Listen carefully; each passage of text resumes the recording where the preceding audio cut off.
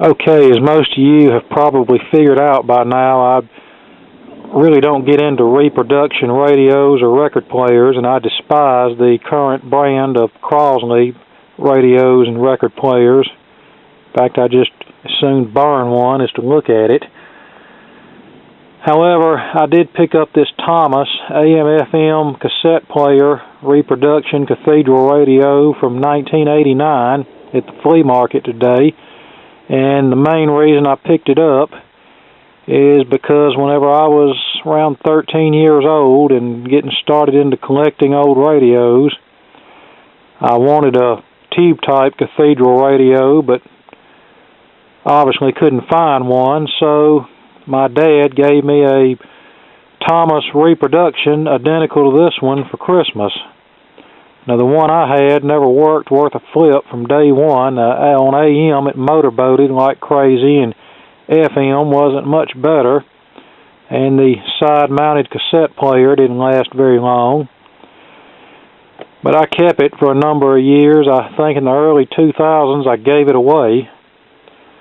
Well, I guess in later years I've gotten a little bit more sentimental, so when I found this one at the flea market for a fairly decent price, not quite as cheap as what I would have liked it to have been, but not as high as what I've seen some people ask for these, I went ahead and picked it up. As far as I'm concerned, really the only other two reproductions that I might buy if I found them at a reasonable price would be the Philco Forward version from around 1972 or 3, and then General Electric made a reproduction of one of their cathedrals sometime in the 80s, and that was actually a fairly decent radio, because the reason I know that is because I repaired one for a customer, replaced the dial light in it, and it worked pretty good. So now let's turn this one on and see what it does. Cabinet's in pretty good shape. I see some wear here around the knobs where someone constantly was turning the volume knob, and there's a little place here on the top, but no big deal. And this volume control is very even while inflation dirty. steadily eroded the dollar's purchasing power, and now with Washington's money machine tone control is very dirty. It's $1,300 in security.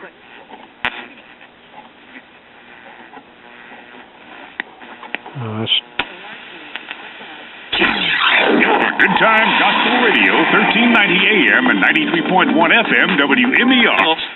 Sign up to win it. If you're in the game, she got the gold mine.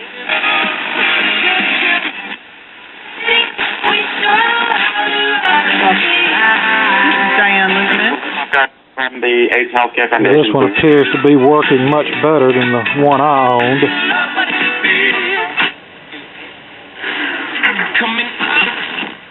I remember my sister bought one of these right around the time that Dad bought the one for me, and I think she had to go through 2 or 3 of them before she found one that actually worked right. 6.9, the Eagle. Okay, let's open this up and clean the control. Here's the back panel. Notice the unfortunate phrase, made in China, manufactured January 1989. Thomas Collector's Edition Radio. America Series Radio, model 217. Here's the inside of the radio. Notice the hot glue construction here and here, and probably some other places if we looked hard enough.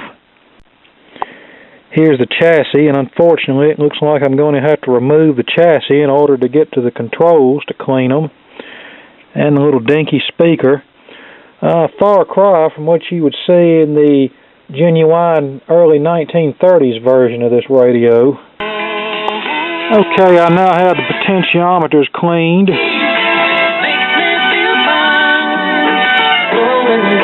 And unfortunately, due to my carelessness, as in having too many things torn apart at the same time on the workbench, I let the radio slip out of my hand, and now it has one more little battle scar on it, which I will have to fix. But I don't know what I'll do with this radio.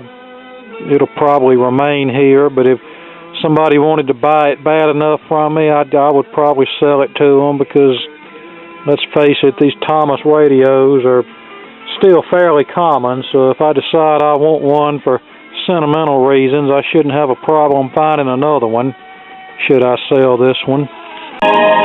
Now let's see if the cassette player works. Really don't care if it don't, and heaven only knows what's on this tape. Nope, the cassette player doesn't.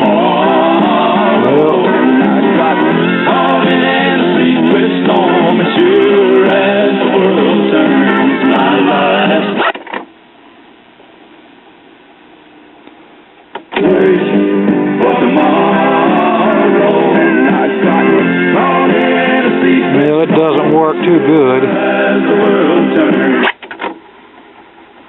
Maybe I'm wrong. Back when the show was in black and white, Raymond Burr was thin. He looked just great. The kind of guy the girls would hound just for a date. We're not quite sure just why. And that's some cassette tape of some comedy junk that I got from the radio station back in the 90s.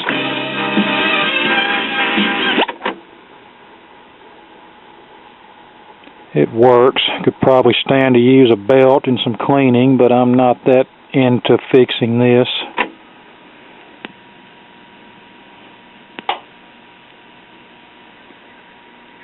Hello, Americans. This is Paul Hardy standing by for news. Hello, Americans. This is Paul Hardy standing by for news. East Coast hurricane damage not as bad as they originally feared. Of course, 2 houses from North Carolina just won a yacht race. Hummingbirds eat 10,000 calories a day.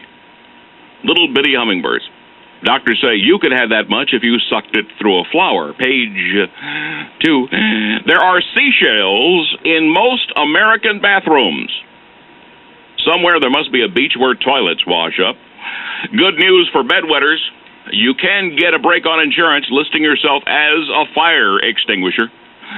In Hollywood, Zsa Zsa Gabor insists she's not overweight, even though sparks fly from the bottom of her car. Page 3. The top 5 best tabloid headlines of the summer. Number 5, Chinese dig hole through earth, come out in Arizona. Number 4, woman beats burglar with pet turtle. Number 3, gardener eaten by his over-fertilized lawn. Number 2, convention of sleepwalkers destroys hotel.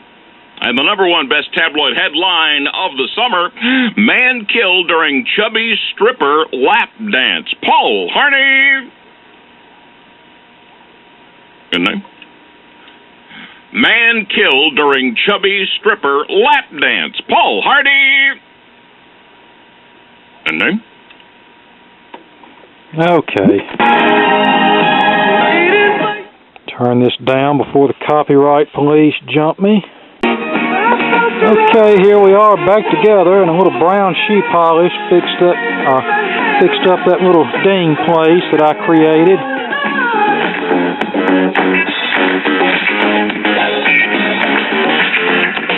Okay, there you go. Thanks for watching, and if you made it this far, then you're to be commended.